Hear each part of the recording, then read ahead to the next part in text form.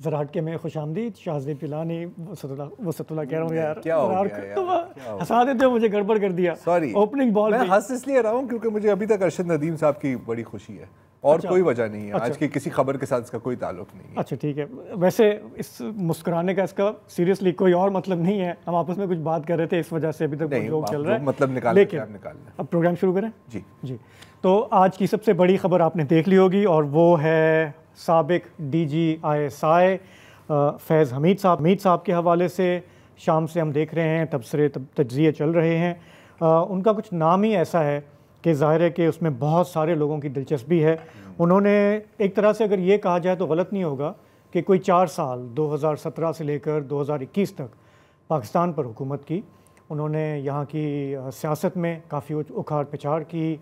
उन पर इल्ज़ाम है कि उन्होंने 2018 का इलेक्शन उन्होंने इंजीनियर किया, उसके बाद जो हुकूमत बनी उसको भी वही चलाते रहे।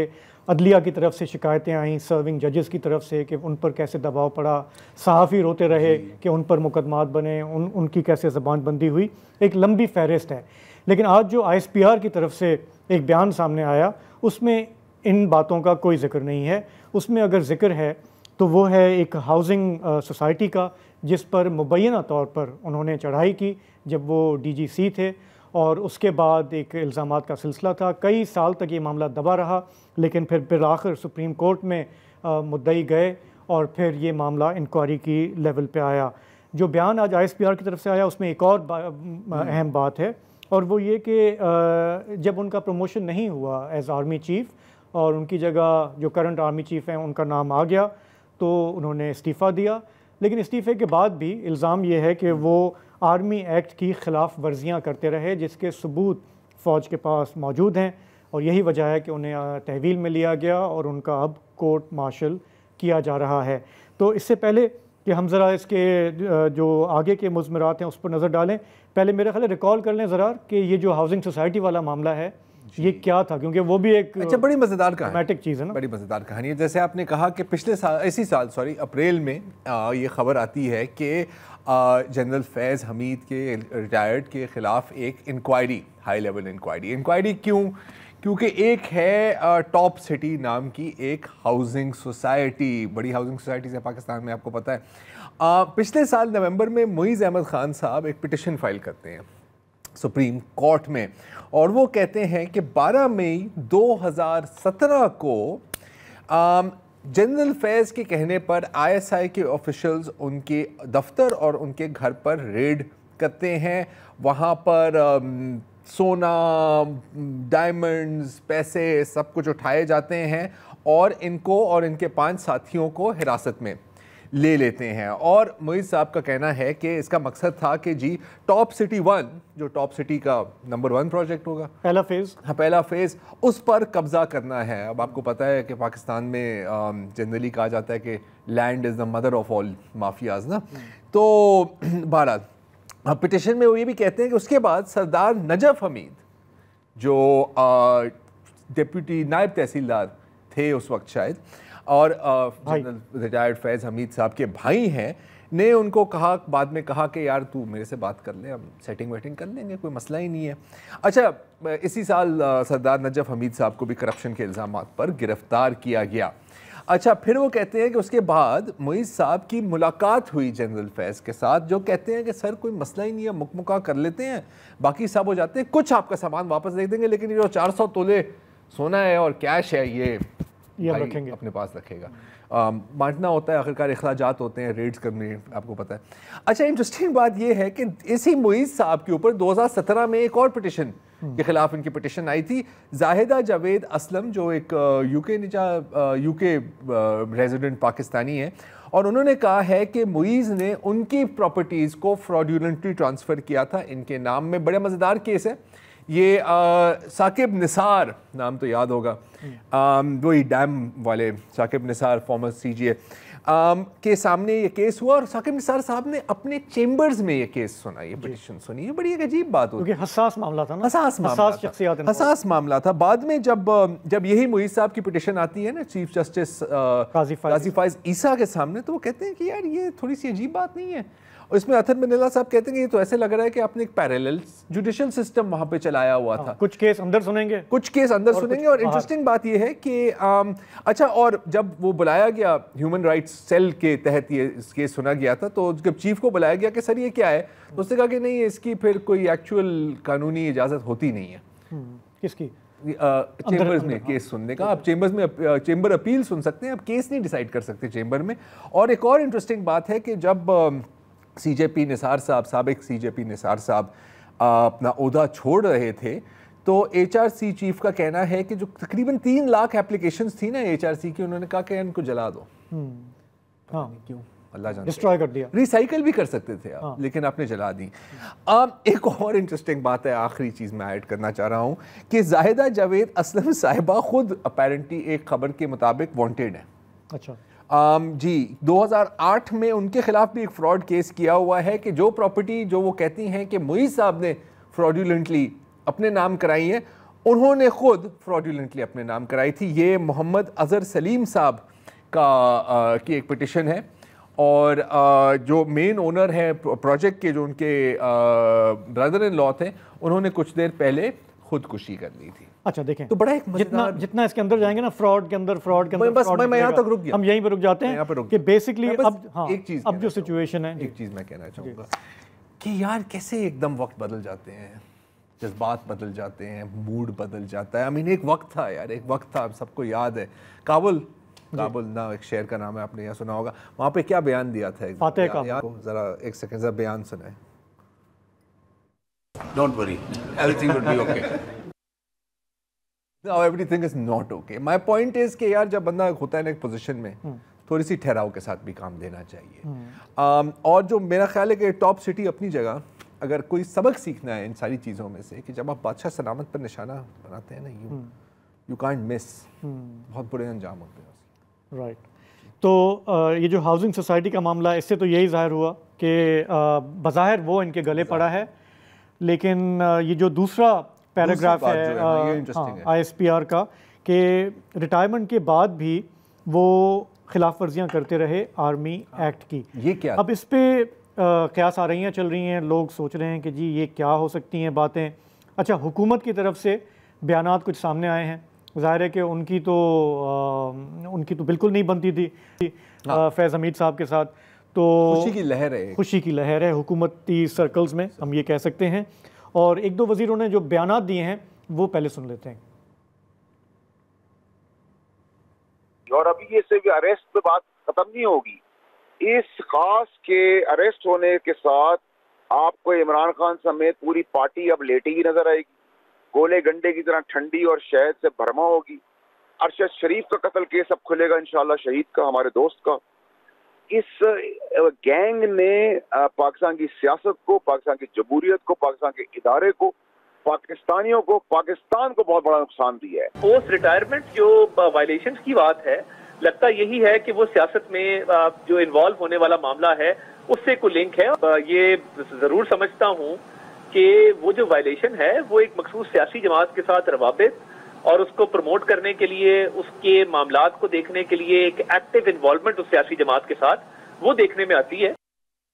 तो ज़ाहिर अता तारर वज़ीर हैं, उससे पहले आपने वाउडा साहब का बयान सुना जो कि सेनेटर हैं, अपनी अहमियत है और उसकी ख़ास अहमियत है, शायद वज़ीर से भी ज़्यादा है, क्योंकि उनको एक एक्सक्लूसिव एक्सेस होता है ताकतवर हलकों की तरफ, तो वो जो कहते हैं तो ज़रा गौर से सुनना भी पड़ता है मजबूरन। तो कहने का मकसद ये है कि बिल्कुल जैसे ज़रार आपने कहा, बिल्कुल काया पलट जाती है। जो बंदा कल जिससे सब लोग कहते थे यार हमें अपॉइंटमेंट लेकर दो, मिला के दो इससे, अब हर कोई कह रहा है कि सारा गंद इसी ने किया था, ठीक है ना। तो अब वो बात यही है कि ये इसको बड़ा वेलकम किया है हमारे पॉलिटिशियंस ने भी, गवर्नमेंट में, कि जी कि ये फ़ौज में एहतसाब का अमल बिल्कुल होता हुआ नज़र आए। सिर्फ ये ना हो कि जी हम अंदरूनी कर देते हैं और आप बस हम पे भरोसा रखें। has to be seen to be done, has to be seen. लेकिन मैं फिर भी ये कहूँगा कि हमारे यहाँ पता है हमें कि मिलिट्री जस्टिस किस तरह का होता है। फैज़ हमीद साहब के भी फंडामेंटल राइट्स हैं, हाँ, और इनोसेंट अंटिल प्रूवन गिल्टी। उन्हें जो है राइट होना चाहिए अपनी सफाई का, और इनका जो भी ट्रायल है उनको वकील भी मिलना चाहिए। देखिए हम अक्सर, क्योंकि देखें ये जो हम कभी कभी हम स्केपगोट भी बनाते हैं ना लोगों को, और इस सिचुएशन में हमें ये पता है कि एक बहुत ही इंटेंस राइवलरी थी फॉर द टॉप स्लॉट। उन्होंने अपनी लॉबिंग की, चलें किस्मत उनकी काम नहीं आई, लेकिन हमने ये देखा है कि अगर आपकी किस्मत काम ना आए, आप तो बड़ी मजेदार बातें कर रहे हैं ना, और अगर आप रह जाते हैं लेट्स से, तो उमूमन ये देखा गया है कि ठीक है आप रिटायरमेंट भी ले लेते हैं, फिर आप अपने पर्क्स प्रिविलेजेस जो भी आपने किया आप उसको एंजॉय करने के लिए बैठते हैं। इधर बज़ाहिर ये लग रहा है, इल्ज़ाम ये है कि वो खामोशी से नहीं बैठे और वो बेचैन रहे कुछ कर दिखाने के लिए, कुकड़ू। तो अभी हमें ज्वाइन कर रहे हैं माजिद निज़ामी, उनकी ज़रा सी ये मिलिट्री के मामलात हैं, इसको ज़रा वो करीब से देखते हैं। माजिद आपका शुक्रिया, आपने ज्वाइन किया। तो अब देखें शाम से यही चहमगोइयाँ चल रही हैं, मेरा ख्याल है कि नेचुरल सी बात है, जाहिर है कि जोड़ा जा रहा है फैज़ हमीद साहब को पिछले 1.5-2 साल के जो वाक़यात हुए हैं मुल्क के अंदर, चाहे वो जलसे हों, धरने हों, एंटी गवर्नमेंट मूव हो, मिलिट्री के ख़िलाफ़ जो भी सोशल मीडिया पे होता रहा है, बाहर बैठे जो लोग कर रहे हैं, अंदर बैठे कर रहे हैं, फिर ज़ाहिर है कि 9 मई की भी बात आ जाती है। आप इसको कैसे देख रहे हैं कि ये अब मामला जो है ये किस तरफ जा रहा है? जी बहुत शुक्रिया। मेरा ख्याल है कि मेरी गुफ्तगू के 3-4 नुक्ते होंगे जिन्हें मैं मुख्तसरन बयान करने की कोशिश करता हूँ। पहला नुक्ता तो ये है कि मौजूदा इस्टेब्लिशमेंट पर तनकीद की बजाय साबका इस्टेब्लिशमेंट पर तनकीद बहुत आसान होती है, और आज मुस्लिम लीग नून जिस तरह खुशी के शादियाने बजा रही है, उससे लगता है कि 2018 से लेकर 2022 तक जिस तरह से उन्होंने खौफ में या ताबेदारी में वक्त गुजारा, अब वो उसका बदला लेने की पोजीशन में आ गए हैं। दूसरी अहम बात यह है कि इस पूरी प्रेस रिलीज के अंदर एक तो मालियाती मामले को सामने रखा गया है, जिसकी बुनियाद पर एक साबिक DGISI के जिसका पॉलिटिकल इंजीनियरिंग में नाम है, उसको गिरफ्तार किया गया है। लेकिन इसके ऊपर इनके ऊपर कोई सियासी इल्जामात या कोई इलेक्शन मैनेजमेंट या कोई सियासी इंतजामात संभालने की जो बात है वो नहीं की गई। शायद इसलिए नहीं की गई कि मौजूदा इस्टेब्लिशमेंट के ऊपर भी कुछ इसी तरह के ही इल्जामात हैं, तो बड़ा सेफ प्ले किया गया है और इनको एक मालियाती स्कैंडल के अंदर चार्ज किया गया है, ताकि ये पता चले कि फौज का जो एहतसाबी अमल है वो इस मामले में एक्टिव है। और इसके साथ साथ तीसरी अहम बात यह है, बड़े मोहतात अंदाज में, कि ये कोई आज का मसला नहीं है, ये काफी सालों से ये मामला चल रहा है। जब कुछ अफसरान 2 स्टार थे, फिर वो 3 स्टार बने, फिर 4 स्टार बने, तो ये कुछ ना कुछ दोनों अतराफ से चीजें चलती रही। और डेफिनेटली फिर जब नवंबर 2022 के बाद हमने देखा कि मामला तब्दील हो गया, लेकिन वो जो दूसरी लॉबी है, या जिसे जनरल फैज हमीद कहा जाता है, वो चैन से घर नहीं बैठे। हमारे साथ जनरल बाजवा के दौर की मिसालें हैं, जनरल रिजवान के हवाले से शिकायत थी, जनरल अशफाक नदीम के हवाले से शिकायत थी, लेकिन बहरहाल उनको मैनेज कर लिया गया था। यहाँ पर मामला मुख्तलिफ इसलिए था कि जनरल फैज हमीद के बारे में मुसलसल शिकायत मौसूल हो रही थी कि वो जिस हुक्मरान जमात तहरीक इंसाफ के करीब रहे, वो उसके साथ मुबैना तौर पर राब्ते में है। तो ये जब हम पूरी टाइमलाइन देखते हैं तो फिर ये पता चलता है कि ये सारा मसला जो इंटरनल राइवलरी का था, उसके अंदर पॉलिटिकल पार्टीज आई, उसमें प्राइम मिनिस्टर आए, अब उसका एक नुक्ता अरूज है जिसके अंदर एक फाइनल सेटलमेंट की गई है और जनरल फैज हमीद बिल आखिर गिरफ्तार हो चुके हैं। अच्छा मजीद साहब, क्या ये फाइनल सेटलमेंट है, या मतलब कि क्या हाउस को क्लीन किया गया है या अभी मजीद क्लीनिंग होनी है? क्योंकि इसमें अब आपने आगाज़ किया जो माली मामलात जो सामने आए, मैं टॉप सिटी की बात कर रहा हूँ। अच्छा, जहाँ तक ये बात है तो उस वक्त वो DGC थे शायद, राइट? अब हमें पता है कि एक डिसिप्लिन होता है, एक चेन होती है, राइट? तो क्या एक DGC इस तरह की हरकत विदाउट अप्रूवल, लाइक एक तरह से गोइंग रोग किस्म की हरकत हो सकती है, या आपका ख्याल है कि इस चेन में अभी जो आगे पीछे थे उनके भी थोड़े से नाम आने हैं?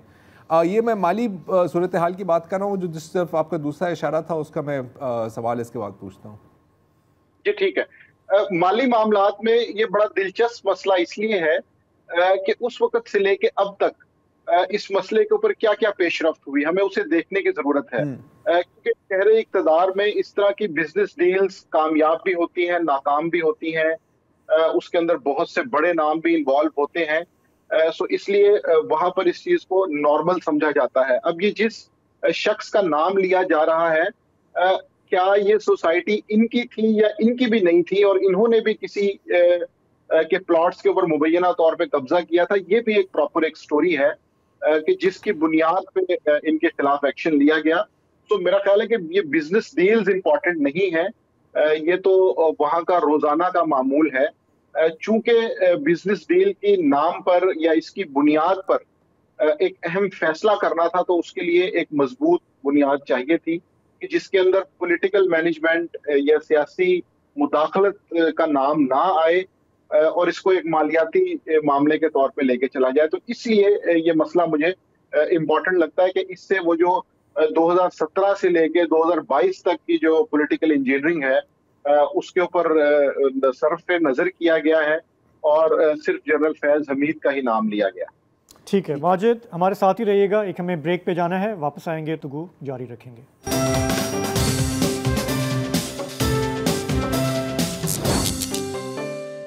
जी, तो हम बात कर रहे हैं साबिक डीजी ISI के एहतसाब की। फ़ौज का कहना है कि कड़ा एहतसाब होगा। आज जो प्रेस रिलीज सामने आया ISPR का, उसमें ये बात है कि इल्ज़ाम ये है कि जनरल हमीद ने रिटायरमेंट के बाद भी आर्मी एक्ट की कई खिलाफ वर्जियाँ की हैं जो साबित हो चुकी हैं। माजिद निज़ामी हमारे साथ हैं। Majid, what do we know, किस किस्म के खिलाफ वर्जियाँ हैं जिनके सबूत इकट्ठे हो चुके हैं?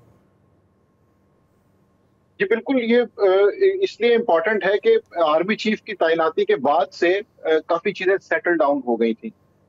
उसमें अभी मैं बैकग्राउंडर के तौर पे एक इम्पॉर्टेंट बात यह है कि जनरल आमिर, जिन्हें अभी UAE में सफीर नामजद किया गया है, भी एज ए आर्मी चीफ आ रहा था और उन्होंने उसके बाद कुछ अर्सा सर्व भी किया।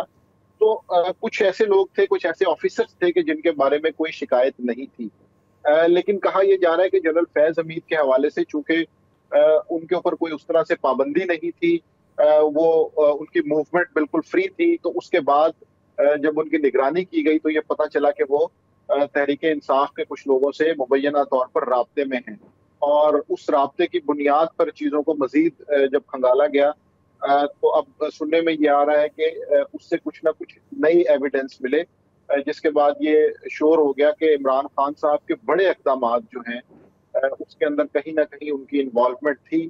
अब क्या इमरान खान साहब उनसे मशवरा ले रहे थे या जनरल फैज हमीद मुबैना तौर पे उनको यूज कर रहे थे, ये तो मेरा ख्याल है अभी वक्त बताएगा। अच्छा माजिद, सॉरी मैं आपको थोड़ा रोकना चाह रहा हूँ, मुझे एक चीज़ समझ में नहीं आ रही, कॉमन सेंस की चीज़ है। आप मुल्क के DG ISI रह चुके हैं, DGC रह चुके हैं, आप जासूसी करते रहे हैं, करवाते रहे हैं, पार्लियामेंटेरियंस की, जजेस की, मीडिया की, उसके बाद आप रिटायर होते हैं और फिर आप ये समझ रहे हैं कि अब मेरे पे किसी की नज़र नहीं होगी, मैं बाहर घूमूंगा फिरूंगा, लोगों से मिलूंगा, फ़ोन कॉल्स करूंगा, PTI को मैं डायरेक्ट करूंगा, उसके चेयरमैन को जो जेल में है उसको मशवरे दूंगा, मैं 9 मई में भी उनकी हेल्प करूंगा।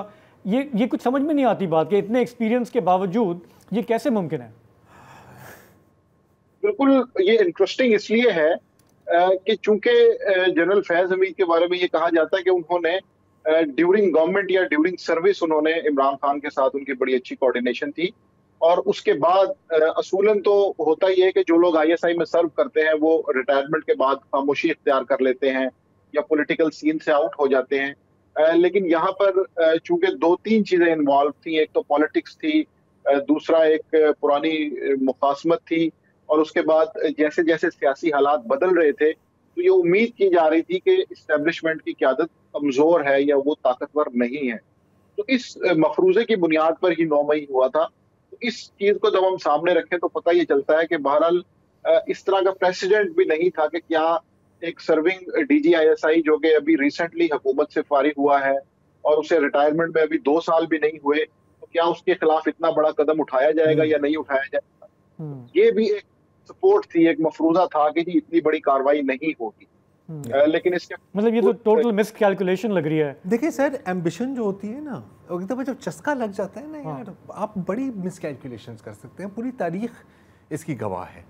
ये तो हमने देखा हुआ है ना यार। ओके, मतलब मैं फिर भी ये कहूँगा कि ये सारे अभी इल्ज़ामात हैं। जाहिर है, तो जाहिर है कि हमें यार माजिद साहब ये देखें, अब प्रेसिडेंट का आपने लफ्ज़ इस्तेमाल किया और वाकई पाकिस्तान में हम हमेशा कह रहे होते हैं यार ये अनप्रेसिडेंटेड है, वो अनप्रेसिडेंटेड है। ये मेरा ख्याल है वाकई अनप्रेसिडेंटेड है एक तरह से।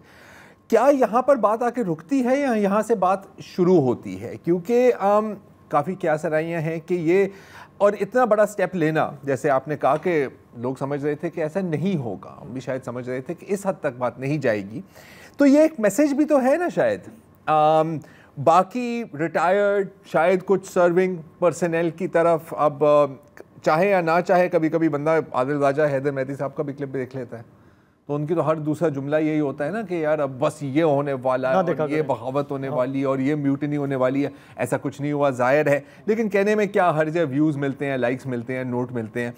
तो एक तरह से एक चिलिंग इफेक्ट और एक मैसेज भी तो है ना ये माजिद साहब के, बहुत ज़्यादा पंगा मत लें, अगर हम इनके ऊपर हम हाथ डाल सकते हैं तो तू कौन है। जी ये बिल्कुल एक मैसेज भी दिया गया है और इसकी बुनियाद पर कई ऐसे इक़दाम किए जाएंगे कि जिनसे ये पता चलेगा कि तहरीक इंसाफ की मुश्किल में इजाफा हुआ है। लेकिन इसके साथ साथ एक और पॉइंट भी है। हमने जनरल बाजवा के दौर में देखा कि एक लेफ्टिनेंट जनरल जावेद इकबाल का कोर्ट मार्शल किया गया, उन्होंने जासूसी की है, उन्हें 14 साल कैद सुनाई गई, लेकिन 2.5 साल के अंदर वो कैद 7 साल हुई और उसके बाद फिर वो रिहा भी हो चुके हैं। तो हमारे पास दोनों तरह की मिसालें हैं कि किसी चीज को बहुत बड़ा भी बना के पेश किया जाता है और कुछ चीजें वाकईतन उनका इम्पैक्ट भी बहुत ज्यादा होता है। तो ये आने वाले दिनों में पता चलेगा कि क्या जनरल फैज हमीद जो है वो वाकई इन इल्जामात के बाद उन्हें सजा दी जाएगी या जनरल जावेद इकबाल की तरह 2-2.5 साल के अंदर उनका मामला जो है वो लपेट दिया जाएगा। बिल्कुल ठीक है माजिद निज़ामी, आपका बहुत बहुत शुक्रिया। यहाँ पे एक ब्रेक लेते हैं।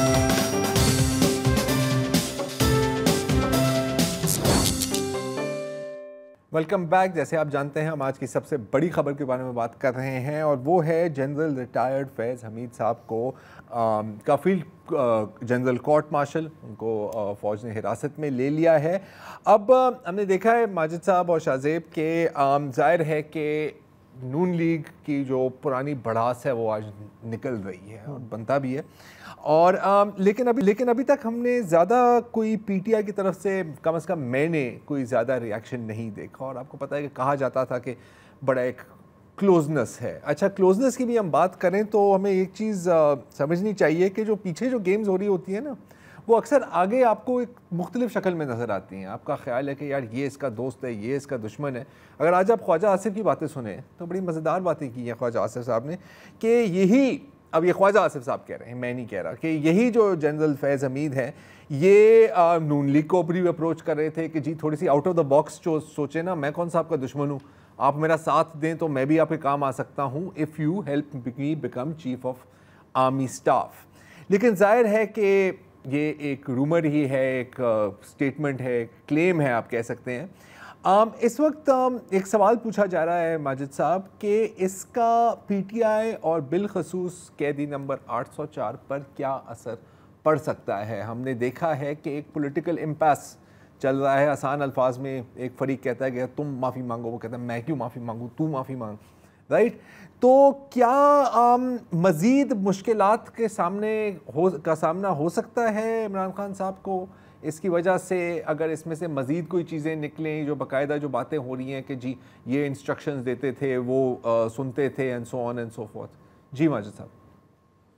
जी, ये इसमें 2-3 पॉइंट्स हैं मेरे ख्याल में। एक तो ये है कि पहली बात तो ये कि जो पीटीआई की सपोर्ट बेस है, डेफिनेटली उसका तो इन चीजों से कोई ताल्लुक नहीं है। बिल्कुल वो हमें 8 फरवरी को पता चल गया था कि उनकी अवामी हमायत कितनी है।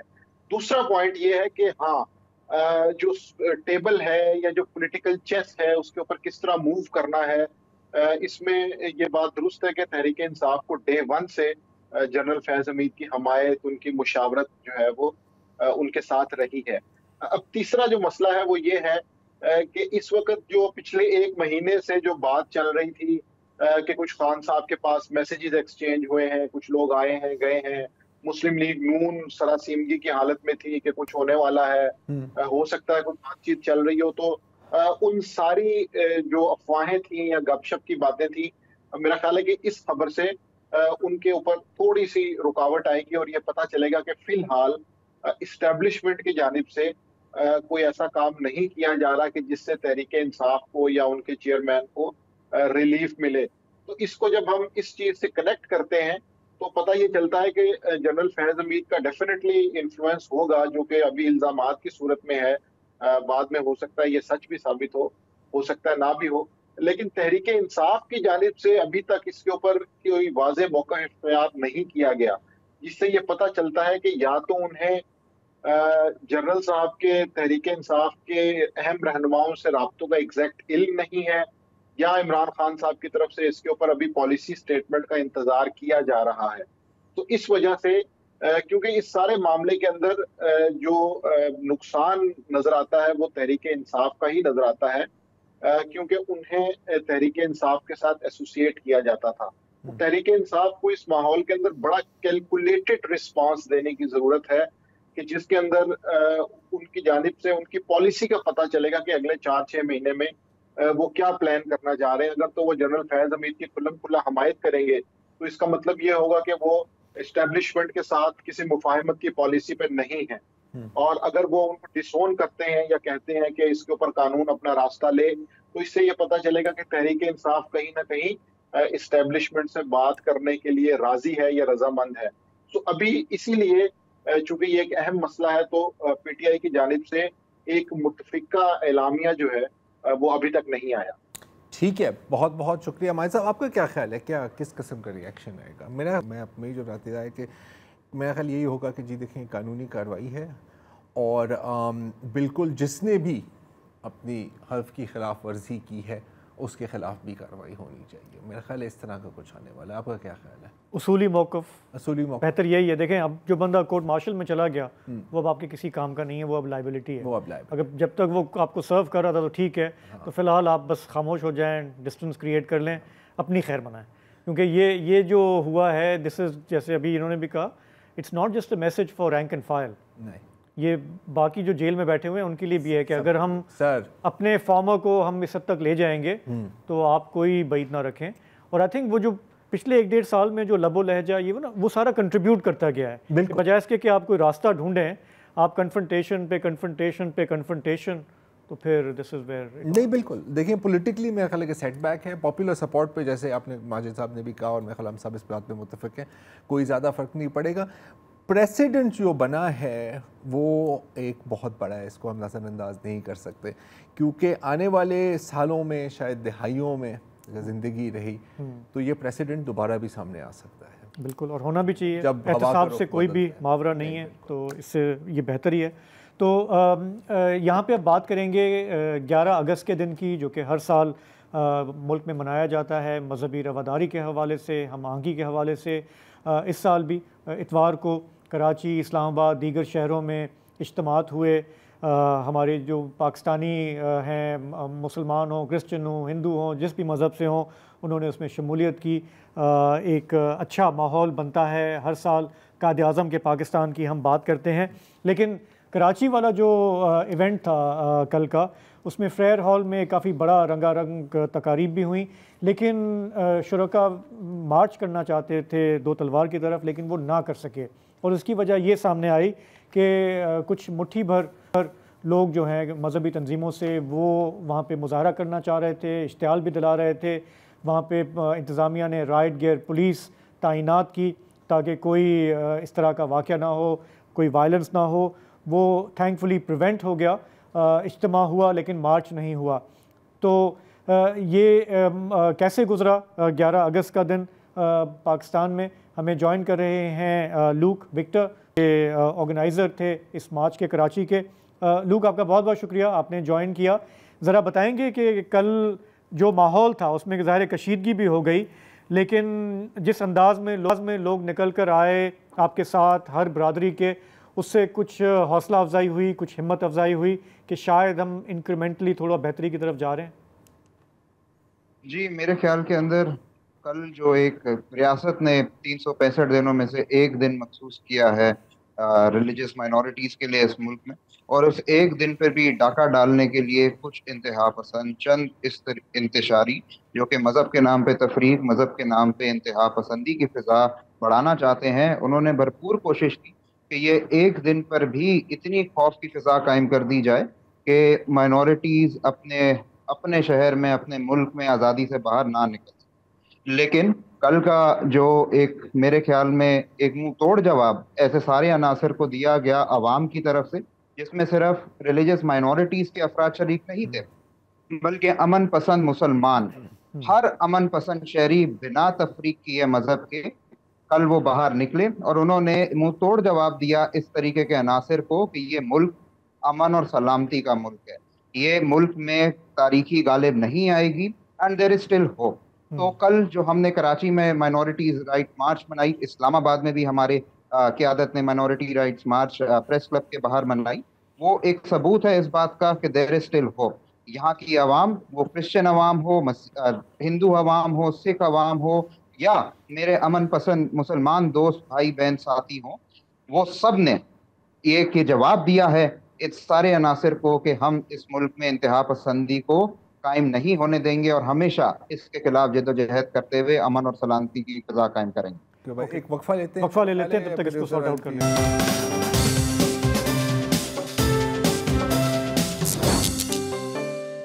जी, तो हमने देखा है कि हमारे मुल्क में आए दिन ये तौहीन मज़हब के नाम पे फितना फसाद होता है, लोगों को टारगेट किया जाता है, बेगुनाह लोग बेशुमार अब तक उसका निशाना बन चुके हैं। और 11 अगस्त को जो इज्तिमात हुए उस हवाले से भी कुछ बदगुमानियाँ फैलाई गई कि वो लोग मुतालबा कर रहे हैं कि तौहीन मज़हब के कानून को ख़त्म किया जाए। लूक विक्टर हमारे साथ हैं। लूक, ज़रा बताइएगा कि आपके असल में मुतालबा थे क्या, कि हम किस तरह अमन शांति की तरफ बढ़ सकते हैं? देखें जी, ये एक बड़ा फॉल्स और झूठा मैलिशियस प्रोपेगेंडा फैलाया जा रहा है कुछ शर्त पसंद अनासर की तरफ से कि खुदा ना खास्ता हमने ये डिमांड की है कि कानून की वायलेशन की जाए या कानून को खत्म कर दिया जाए, ब्लास्फेमी के कानून को खत्म कर दिया जाए।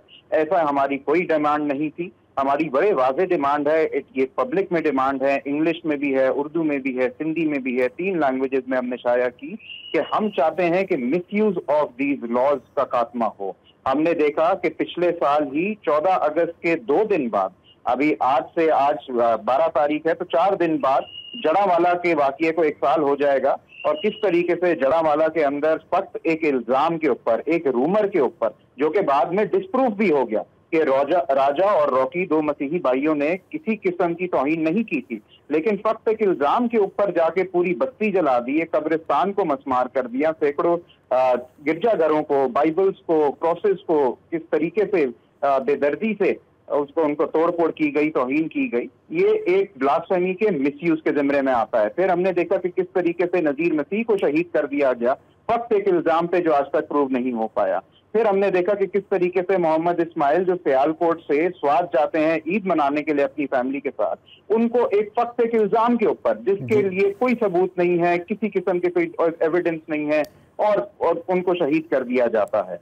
तो ये जो एक इस लॉ का मिसयूज हो रहा है कि देखें, लॉ तो मौजूद है, कवानीन मौजूद हैं, अदालतें खुली हुई हैं, अगर किसी के ऊपर ये इल्जाम लगता है तो आप पर्चा करवाएं और then let the law do its work, then let the courts do its work. और उसी के साथ साथ मिसयूज के जिम्मे में मेरे ख्याल में ये भी आता है कि अगर किसी पे पर्चा कट जाता है ना, तो आजादाना तरीके से without creating public pressure, without creating propaganda उस केस को चलने दें।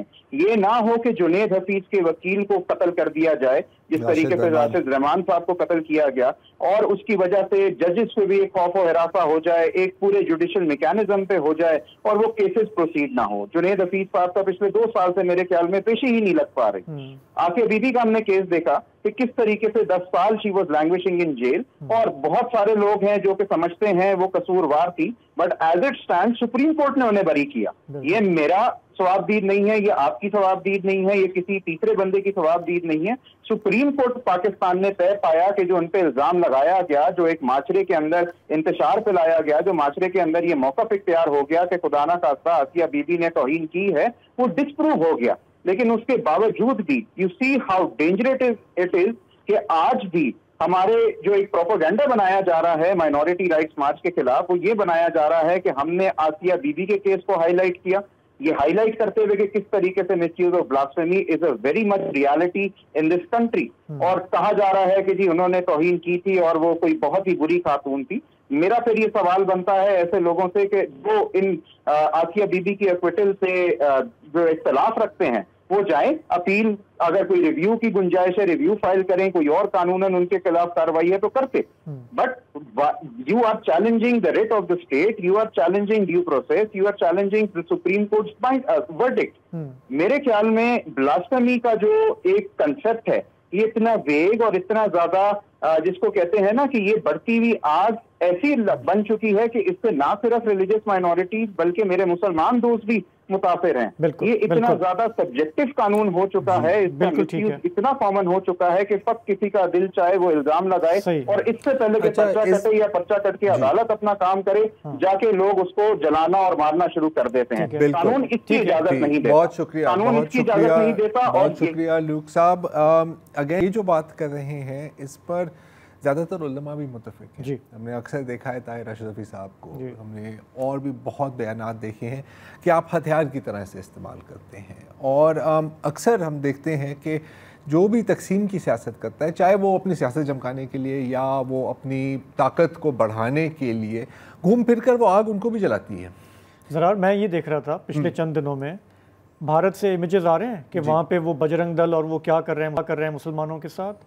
यूके से इमेजेस आ रहे हैं कि वहाँ की सफ़ेद फार्म अक्सरियत जो है वो पाकिस्तानियों के साथ इमिग्रेंट्स के साथ क्या कर रही है। यहाँ पे हमारे घर के अंदर इस तरह की जो फोर्सेस हैं वो भी वही कर रही हैं, वही करना चाहती हैं। फ़र्क क्या है? मतलब वो लोग अगर कर रहे हैं, ये भी देखें कि शुरुआत हमेशा झूठ से ही होती है या फेक न्यूज़ से होती है, इल्ज़ाम से होती है। और एक पुरानी कहावत है ना कि जब तक सच अपने घर से बाहर निकलता है ना तो झूठ ने 10 बस्तियों को पहले से ही जला दिया होता है। तो अगेन इस पर अगर हम बात करें तो आई थिंक नहीं, मैं ये कहता हूँ कि भारत में जो जुल्म सितम हो रहा है उस पर ज़रूर आवाज़ उठाएं, बरतानिया में हो रहा है उस पर भी उठाएं, लेकिन मुल्क के अंदर जो आए दिन जो हो रहा है उस पर भी मेजॉरिटी को बोलने की ज़रूरत है। और कल जैसे इन्होंने भी कहा कि बहुत सारे लोग निकल कर आए, बहुत अच्छा फंक्शन भी हुआ, कई शहरों में हुआ, इसकी तादाद बढ़ती जा रही है, विच शोज़ कि हमारा आम शहरी जो है वो अमन शांति के साथ रहने के लिए तैयार है। हमेशा चंद फोर्सेस होते हैं, फोर्सेस ऑफ डार्कनेस, आग लगाने के लिए एक ही माचिस की ज़रूरत होती है, एक ही माचिस की ज़रूरत होती है, लेकिन वो आग बहुत दूर तक फैलती है। तो चलें, इसी के साथ हमारे प्रोग्राम का वक्त ख़त्म हुआ। कल आपसे फिर मुलाकात होगी। खुदा हाफिज़, शब बख़ैर।